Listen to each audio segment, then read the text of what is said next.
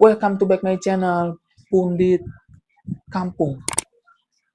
Channel yang akan membahas tentang persepak bolaan tanah air, Eropa, dan dunia.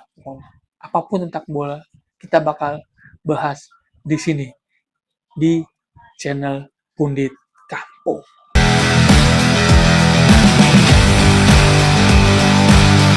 Pundit Kampung. Pembahasan kali ini tentang statement-statement dari pengamat sepak bola tanah air Indonesia yang membenci kinerja Sintayong di timnas Garuda kita. Gimana kinerja Sintayong ini selalu dipertanyakan tentang trofi Piala AFF, yang mana Piala AFF ini adalah Piala Ciki di sektor Asia ya, karena hanya terbilang ASEAN Group atau Asia Tenggara saja yang mengikuti piala ini.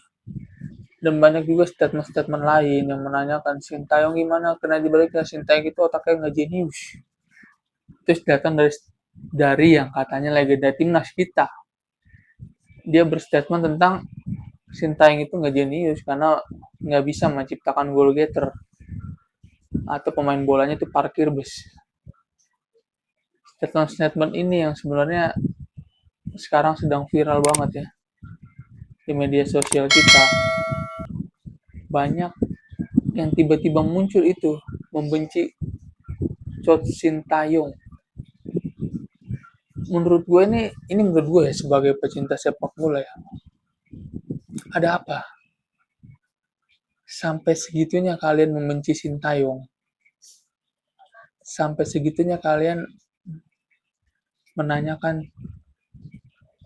trofi ke Sintayong, prestasi Sintayong itu apa aja.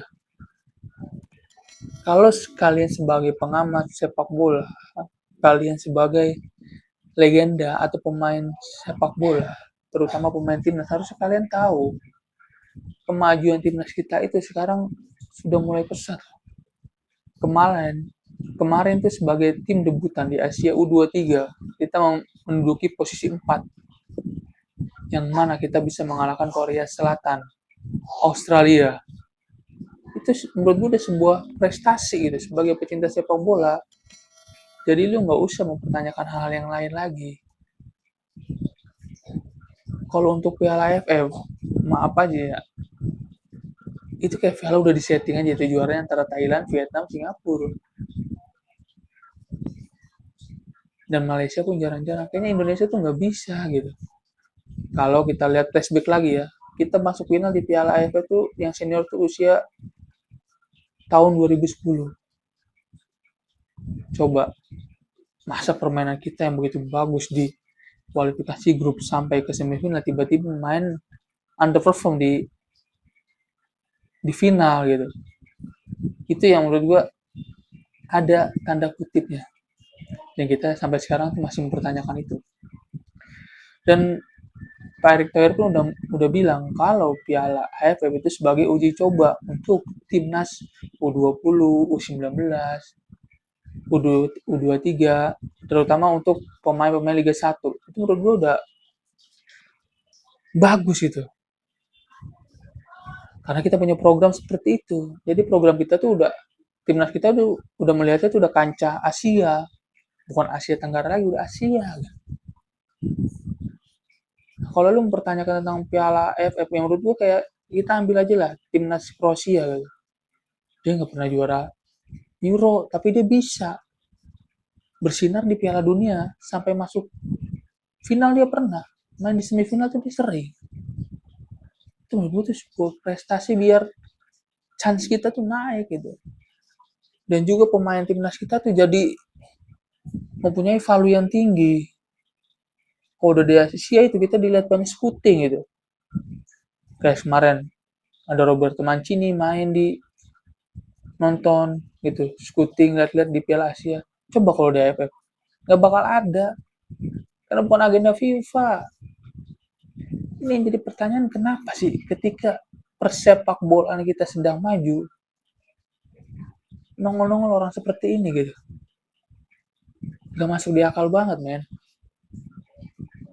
At least gua dulu jarang ada perbincangan sampai seperti ini gitu di media sosial tentang sepak bola kita yang dibantai Bahrain 10-0, turun peringkat. Kayaknya adem anyem aja, tapi kenapa sekarang kita lagi di jalan yang benar dan maju satu tahap langsung datang tuh kayaknya pengamat-pengamat sepak bola, legenda-legenda timnas yang dulu nggak pernah ada tiba-tiba nongol gitu, membuat statement-statement yang mungkin menurut gue nih mengacaukan konsentrasi gitu buat timnas kita.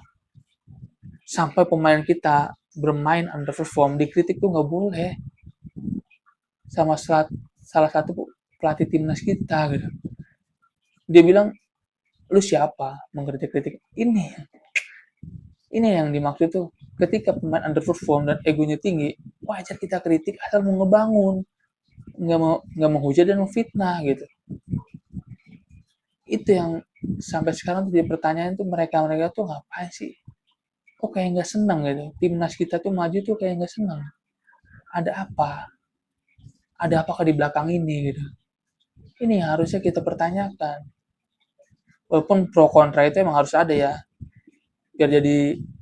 Tapi ini kayaknya kayak ada apa aja, open lah, buka lah. Ada apa sih maksud tuh kayak gitu gitu. Lu boleh nggak kritik ngebangun kayak misalkan timnas kita mainnya kurang agresif, boleh. Tapi kalau udah segi permainan taktikal menurut gua udah oke. Kita udah bisa ngimbangin Korea loh di U23. Ya enggak, kita udah masuk round 3 nih. Besok kalau kita menang lawan Filipina kita masuk round 3. Seri lawan Irak. Kita udah masuk round 3 di kualifikasi Piala Dunia gitu. Menurut gue itu udah pencapaian yang sangat terbaik kita masuk tanpa kualifikasi Piala Asia. Ya, jadi menurut gua ayolah sadar Bung, nggak usah terlalu jauh terlalu membenci, nggak usah, kita sama-sama bangun, kita sama-sama membuat timnas ini jadi suatu kebanggaan bagi kita. Ayo kita bangun bareng-bareng, jangan seperti itulah cara mengkritiknya, oke?